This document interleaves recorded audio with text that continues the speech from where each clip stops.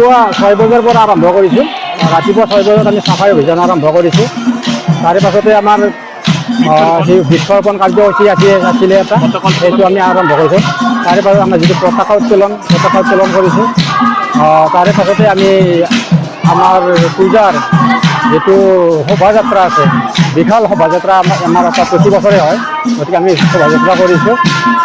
তাৰ পৰা এতিয়ালৈকেতো নাম চলিয়ে আছে, আমাৰ আয়তীসকলৰ নাম কীৰ্তন চলি আছে। দাৰুণ মোচন হৈছে। মাননীয় উজ্জ্বল কুমাৰ ডেকাদেৱ আমাৰ মাজত আহিছিল, তেখেতে আমাৰ দাৰুণ মোচন কৰিছে, মুখদ্বাৰ মুকলি কৰিছে, বন্তি প্ৰজ্বলন কৰিছে। কিশোৰ কলিতাদেৱ আহিছিলে, তেখেতে বন্তি প্ৰজ্বলন কৰিছে। এনেকৈ আমাৰ বৰ্তমান কাৰ্যসূচী চলি আছে আৰু আহি থাকিব। আমাৰ ইয়াততো প্ৰতি বছৰে 1000-1500 ভক্ত আহে, ইয়াতে সমাগম হয়, প্ৰত্যেক বছৰে হয়। এইবেলি হ'ব নিশ্চয়।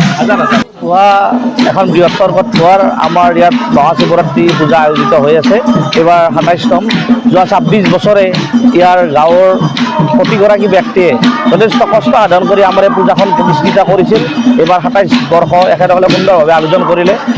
আমাৰ এই গাঁৱত 4টা অনুষ্ঠান হয়, 4টা চুবুৰীত 4টা অনুষ্ঠান হয়। দুৰ্গা পূজা হয় বালিগাঁৱৰ চুবুৰীত।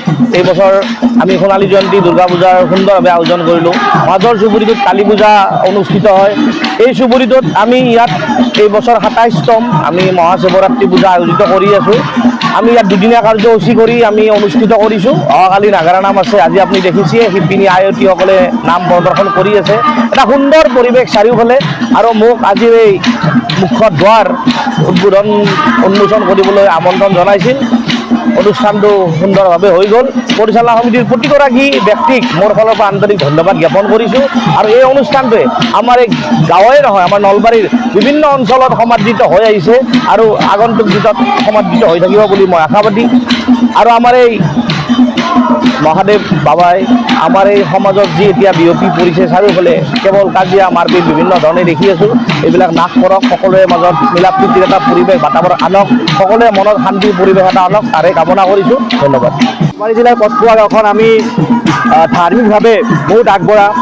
আমি প্ৰতি বছৰে দুৰ্গা পূজা উলহ-মালহেৰে পালন কৰোঁ, কালী পূজা উলহ-মালহেৰে পালন কৰোঁ। এইবাৰ শিৱৰাত্ৰি আমি বহুত ডাঙৰকৈ অনুষ্ঠিত কৰিছোঁ।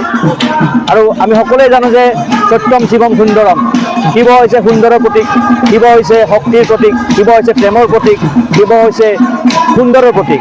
গতিকে আমি এটা সুন্দৰ পৰিৱেশৰ মাজত ভগৱান শিৱক আৰাধনা কৰি আমাৰ যিখিনি কচপুৱা গাঁৱৰ মিলা প্ৰীতি, এই মিলা প্ৰীতিটো বৰ্তাই ৰখাৰ কাৰণে আমি ওতঃপ্ৰোতভাৱে প্ৰচেষ্টা ৰাখিছোঁ। আৰু এই ক্ষেত্ৰত উজ্জ্বল দা আৰু মই বিশেষভাৱে আমি কচপুৱা গাঁৱৰ যিখিনি মানুহ, সেই মানুহখিনিৰ মাজত মিলা প্ৰীতি বৰ্তাই ৰখাৰ কাৰণে যিখিনি নিজৰ ফালৰ পৰা মই সদায় সহযোগ সদায় আগবঢ়াই আহিছোঁ। এই মন্দিৰটো যেতিয়া স্থাপন হৈছিল সেইবাৰো মই বন্তি প্ৰজ্বলন কৰিছিলোঁ। আৰু আজি 27টা বছৰ গৰমী এই স্থানত 27তম শিৱ পূজা অনুষ্ঠিত হৈছে। আৰু সেই পূজাৰ বন্তি প্ৰজ্বলক হিচাপে থাকিবলৈ পাই মই নিজে বহুত গৌৰৱ অনুভৱ কৰিছোঁ, নিজকে সৌভাগ্যৱান বুলি ভাবিছোঁ। আৰু আশা ৰাখিছোঁ আমাৰ এই শিৱ বাবাই আমাৰ মানুহৰ মাজত সদায় মিলা প্ৰীতি বৰ্তাই ৰাখক আৰু বেমাৰৰ পৰা আৰোগ্য কৰি মানুহবিলাকক দীৰ্ঘায়ু কৰক, তাৰে কামনা ৰাখিছোঁ। ধন্যবাদ।